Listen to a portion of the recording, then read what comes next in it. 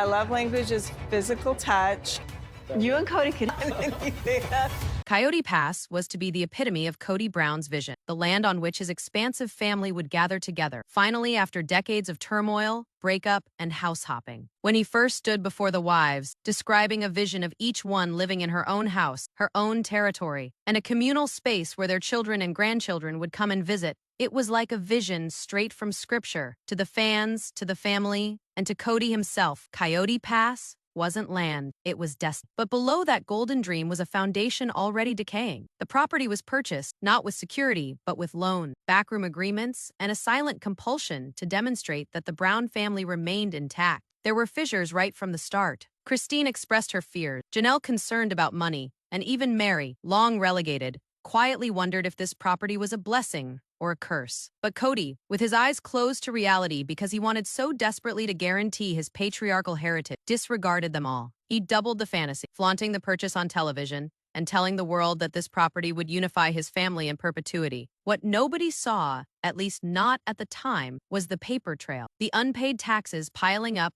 the mortgages that were stretched too thin, and the perpetual vows to banks and lenders that Kody could never. Behind the smiles and the unity and the prayers as a family, Coyote Pass was a dream that was more debt trap than anything else waiting to explode. And as the family broke apart, with Christine walking and Janelle threatening to do the same, the land that was meant to save them proved to be the very thing that would destroy them. But Kody wasn't aware of it yet. He was still holding on to the dream, still telling himself that the wives had no option but to go along with his vision. Next would be the biggest humiliation of his life, the official court decision that took away the land for good. The promise of Coyote Pass began to disintegrate almost as soon as the ink was dry on the document. What was sold to the wives as a land of opportunity soon became a field of resentment and suspicion. Christine was the first to speak out publicly what everyone else was merely muttering. How do we make a future on a lie? She wasn't speaking of the finance, although those were in shambles, but of the emotional exhaustion of serving a man who required devotion but gave no return. Janelle,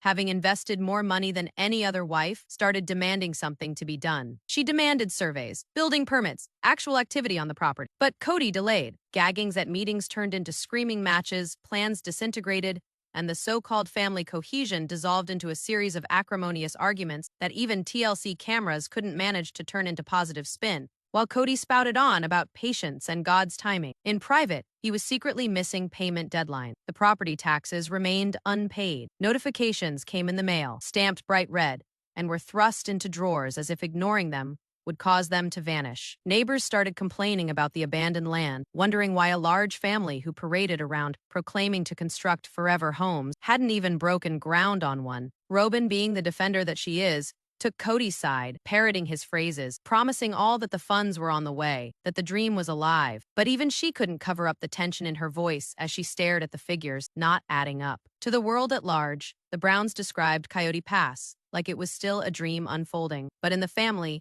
it was already a curse. Christine was making her preparations to leave. Janelle was distancing herself, and Meri had long since emotionally checked out. The family's unity was on the verge of collapse, and the land that was meant to unite them was now the most obvious indicator of how split they were. And when the law finally caught up with Kody's broken vows, the fractures that Christine had cautioned about would tear asunder, revealing the truth in all its ugly clarity. For decades, Kody thought that he could talk over the issue, spin reality for television, and get everyone, wives, fans, even the banks, to believe that the dream of Coyote Pass was still intact. But unpaid loans do not disappear, and documents do not lie. The county ultimately had no option but to seek legal recourse. Notices became warnings, warnings became court, and before long Kody, who had once proudly planted himself on that dusty acre declaring it the future of his kin, was sitting in a courtroom fighting for his right to hold on to it. The wives were no longer together with him. Christine had already disappeared, her testimony shaking with muted rage. It was never about family. It was always about control. Janelle, exhausted by bearing the economic weight, spoke her own condemning words. I gave everything to make this dream real, and he gave nothing back.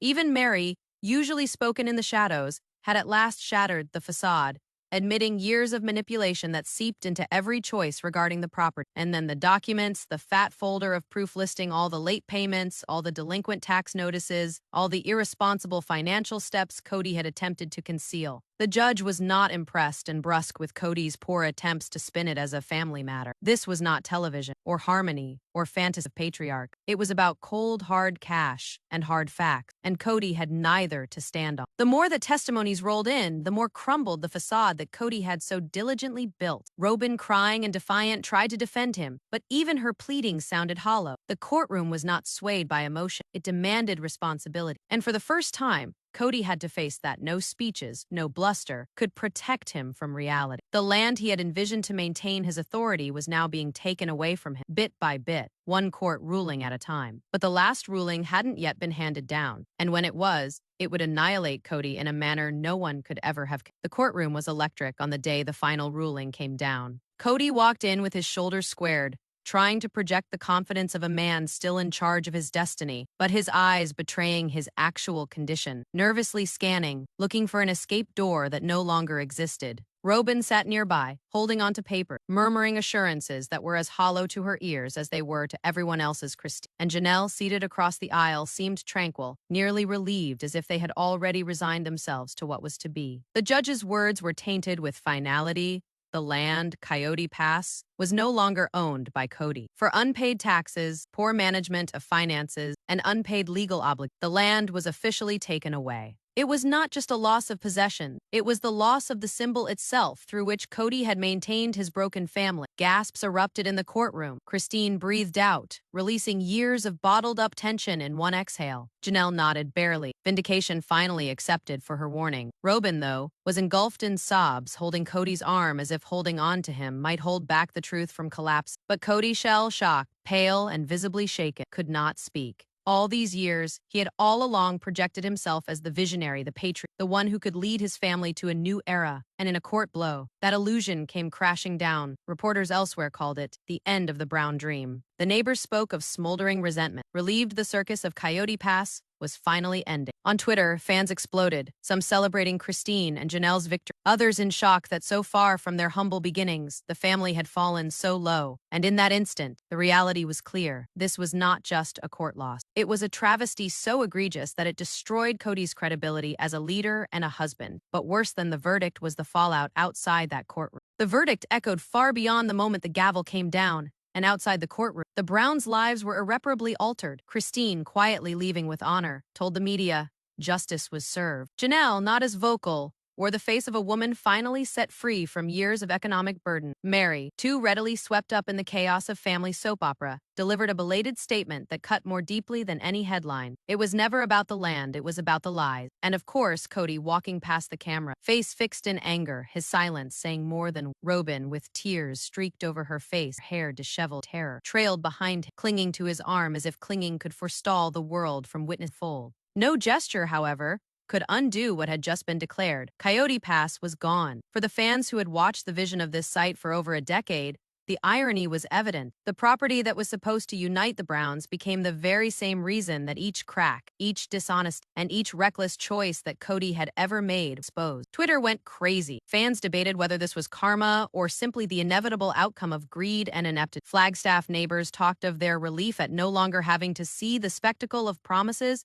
and lost timelines that had tarnished the land. Even TLC, once content to sell the fantasy of the family building their utopia, went silent, backing away from the scandal that it could no longer conceal, and thus the Coyote Pass record was made, not as a story of harmony, but as a cautionary tale of ego denial and the price of seeking control at all costs. Christine and Janelle entered into new lives with their heads held high, free of the baggage of the Kody dynasty, and Kody and Robyn were left with nothing but the shards of a dream that never was truly their own. Coyote Pass was taken from them officially, and with it, the last strand that kept intact the fantasy of the Brown dynasty. This was not the end of a fight for a piece of property. It was the end of an era, and as the dust settles around the vacant space Kody once thought of as his legacy, one thing is certain: when you build a dream on lies, its eventual destruction is only a matter of time.